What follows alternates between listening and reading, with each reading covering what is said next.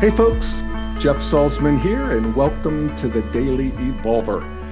It's Wednesday, November 15th, 2017, and today I wanted to just reflect a little bit about some thoughts that I've had subsequent to my conversation on Monday, actually, with Greg Thomas, who many of you know. He's a writer and scholar of Black culture that writes a good bit on integral life and has written for the New Republic and is very well regarded and very smart. And Greg is a protege of Albert Murray, who is a top tier, nationally known Black scholar / writer who wrote starting in the 60s. And he carried a counter narrative to the dominant progressive narrative on race relations. And I really didn't realize that this stream of Black thought really existed and had such beautiful expression. It's really quite proto-integral as I look at it now. Murray explicitly rejected left-right labels. And as Greg writes, and I'll quote here, he worked for civil rights and valued activism and protest as tactical measures, but doubted the long-term political value of what he called the politics of moral outcry, designed to induce guilt and fear in whites. And as he goes on, he says, producing guilt may or may not be fine, but stimulating intelligent action is better. And intelligent action always needs to have its way paved by a practical estimate of the situation. And this is what is interesting, because his practical estimate is pretty broad. He critiqued the green social scientists, progressive social sciences, for leaving too much out of what he required for practical estimation. And he accused them of abstracting the lived lives of Black folk. And I get that, abstracting the lived lives. Social science does that in general. There's a point to it. We look at the objective realities more than the interiors. But the downside is that it can reduce multidimensional human beings into, in this case, as Albert Murray pointed out, these big categories of victim and oppressor. And let me just as a sidelight say that that's what Green does. It's actually Green's job, and it's an important job, to see that underlying human relations, despite all of our high moral values and big grand narratives, there's a fundamental power dynamics at work. And somebody has more than somebody else, and they are using it, and the other person's having it used on them. And, Green sees that. Green wants to deconstruct all the grand narratives of history that brought us to ruin. And it sees history. It reduces everything to power dynamics as the problem. And that's what, monoperspectival stages do. And so Green sees history as just a series of dominator hierarchies where one group is oppressing the next. And again, that's an important truth. Hallelujah for Green, except that there's another piece. And that's what I'm getting from this Albert Murray and this other stream of Black intellectual thought. And that is that people, no matter what their station, are fully inhabiting their lives.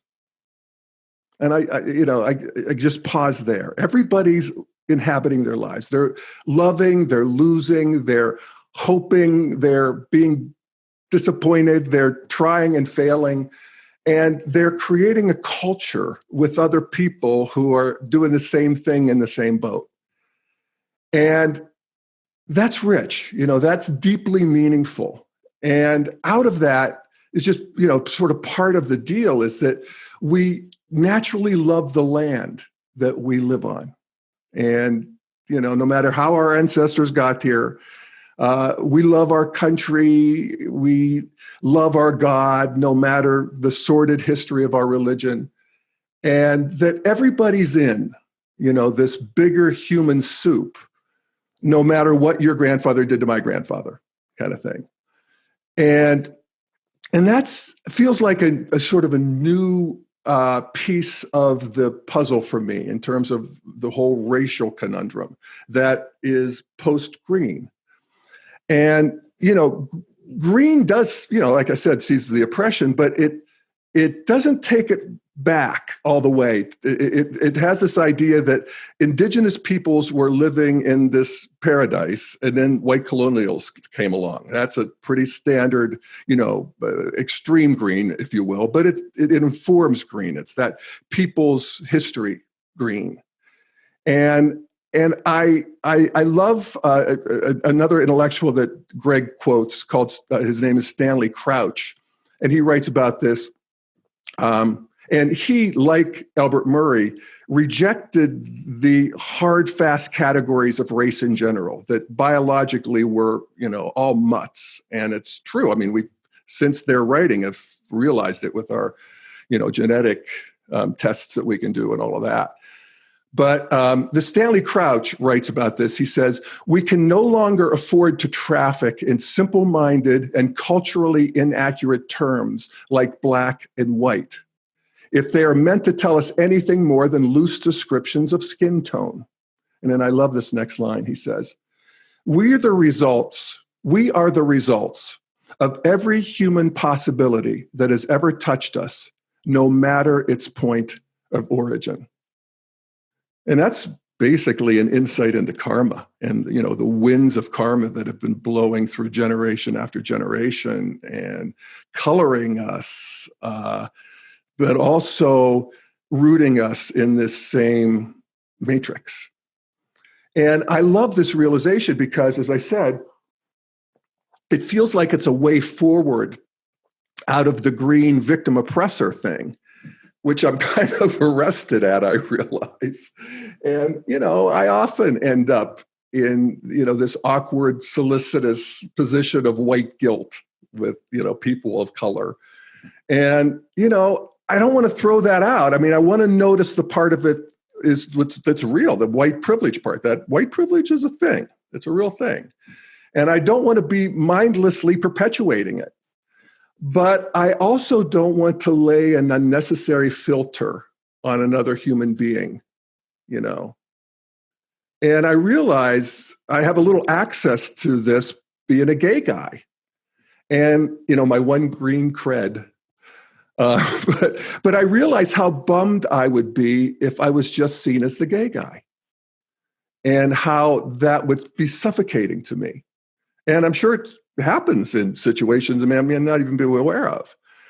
But a bigger realization is, how about we all just be people too, And race could be interesting and part of it, but let's just be people. And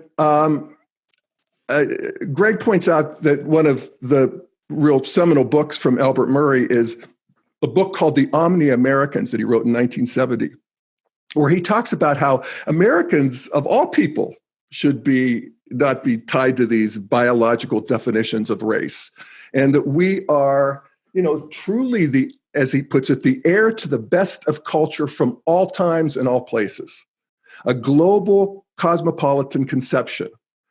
And as Greg writes, he demonstrated how and why Black American culture is central to the American mainstream, despite social, economic, and political obstacles. And Murray saw African-American, this particular flavor of culture that's African-American. And I love that idea of just flavors, because we want the full flavor. We don't want it homogenized away. But, we don't want to make everything too special either. So at any rate, everything is fully special. How about that? But as he said, the African-American flavor is exemplified by the blues, which he described as a secular form of existential improvisation. So this secular form of the improvisation of existence, summed up by his phrase, elegant resilience, which is a synonym for swinging in jazz and flow in hip hop. And this is a quote from Murray. He said, "A definitive characteristic of the descendants of American slaves is an orientation to elegance. The disposition in the face of all the misery and uncertainty of the universe. The disposition in the face of all the misery and uncertainty in the universe. To refine all of human action in a direction of dance beat elegance. I submit that there is nothing that anybody in the world has ever done that is more civilized or sophisticated than to dance elegantly, which is to state with your total physical being an affirmative attitude toward the sheer fact of existence." And I love that. And you know, that strain continues, the strain of Black intellectual thought. And Greg points out that there's a term that is often used that he roots with Albert Murray, and it's called rooted cosmopolitanism. And I love that. It's the sense, I think it's basically an integral term. It's the sense of cosmopolitan, I'm a citizen of the world. You know, all cultures are mine. And yet rooted in my particular piece of this earth, and my particular community, and my particular, you know, situation here in the Colorado Rockies, whatever. And an American as that, a national rootedness. And so as I'm thinking about this, I'm thinking about, you know, this other integral project that I talk so much about, and that is, you know, how do we integrate the Trump people? And, you know, this 30% of people who actually have this identity of deeply patriotic, where heritage, you know, has the sort of mists of my ancestors, you know, and grandma at holding the baby, and mother at the stove, and, you know, dad gutting a deer, you know, whatever it is. And just that feeling of flow and warmth that comes from being rooted in the ground, you know, and in your land. And so it made me think of a, you know, can we sort of pull these together? Can we all find this in common? And I thought of a column that David Brooks wrote a couple months ago called "This American Land," and he was talking about this same thing. So I'm going to read a few paragraphs from this and comment on it. So this is David Brooks writing in the New York Times. He writes, "We're living in the middle of a national crisis of solidarity, rising racial bitterness, pervasive distrust, political dysfunction. So what are the resources we can use to pull ourselves together? What can we draw upon to tell a better American story than the one Donald Trump tells? One that will unite us instead of divide us, and yield hopeful answers instead of selfish ones. One resource is the land. From the nation's founding, Americans had a sense that their continent's vast and beautiful abundance gave their nation a unifying destiny and mission." And I'll just go on here. I'm certainly editing this, but this is David Brooks. "The biggest thing nature did was offer ideals. Different Americans came up with different character types for how to engage with nature. Each type offered a model for how to live an admirable life." So, you know, I'm an integral guy. I love this stuff, this types and categories and so forth. So here's his categories. There's 3 of them. The first ideal or character type was the steward. This is the small yeoman farmer and the craftsman who lives close to the soil, self-reliant, upright, and humble. And then he quotes Wendell Berry talking about this ideal. And Wendell Berry writes, "The name of our proper connection to the earth is good work." And I'll read that again. I think it's really profound. "The name of our proper connection to the earth is good work. For good work involves much giving of honor. It honors the source of its materials. It honors the place where it is done. It honors the art by which it is done. It honors the thing that makes and the user of the made thing. I love that. It honors the thing that it makes and the user of the made thing. So that's the steward, this first ideal. And you sort of feel that as an American. Maybe people all over the world, but, Americans have our flavor of that.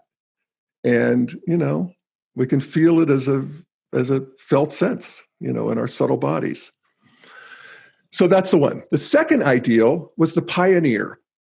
This is the person this is David Brooks again. This is the person who pushes against the wilderness and develops skill, courage, and virility. This is the daring innovator who ushers progress by venturing to the edge of the known. And here he quotes Thoreau. And Thoreau writes, "Life consists with wildness. The most alive is the most wild. Not yet subdued to man, its presence refreshes him. One who presses forward would always find himself in a new country or wilderness and surrounded by the raw materials of life. He would be climbing over the prostrate stems of primitive forest trees." So the pioneer always out, climbing over the prostrate stems of primitive forest trees. So the second ideal, the first, the steward, the second, the pioneer. And the third ideal is the elevated spirit. And as David Brooks writes, this is the person who slips off the conformist materialism of commercial society and is both purified and enlarged by nature's grandeur. Slips off the conformist materialism of commercial society, okay? And is purified and enlarged by nature's grandeur. This is John Muir in Yosemite. This is Ansel Adams in the Grand Canyon. And Brooks writes, such an awakened soul often comes back singing with Walt Whitman, filled with electric love for the enlarged individual, celebrating the infinite variety of life, feeling part of an endless and ancient web of connections. And then he quotes Walt Whitman. Whitman writes, I will plant companionship thick as trees along all the rivers of America, and along the shores of the Great Lakes, and all over the prairies. I will make inseparable cities with their arms around each other's necks by the love of comrades. That's beautiful. Whitman's so great. So Brooks finishes by writing, these days, I often ask people what percentage of our nation's problems can be solved through policy and politics. Most people say that most of America's problems are pre-political. What's needed is a revival of values, fraternity, and a binding American story. I suspect some of the answers are to be found in reconnecting with our ancient ideals and reconnecting with the land. So I thought that was pretty darn good. And, I can hear the green progressive critique of that. It's like, well, yeah, that's the white people's story. You got it right for the white people, but that isn't the Native American or the African American story. That story was built in the backs of the Native American, African American, all the minorities and oppressed peoples. And, that piece of the truth is there, and that's well installed in most, adequately green postmodern people. But what I'm realizing is that in deeply meaningful ways, it's actually every American story and every person's story, every human story. And the realization of that feels like it puts me in a new, more liberated territory. So I'm grateful to Greg. I'm grateful to Albert Murray, and for some new thinking in this vexing conundrum of race relations. All right. That's it for today. Thank you for joining me on the Daily Evolver, and we will see you tomorrow, same time, same place. Bye, folks.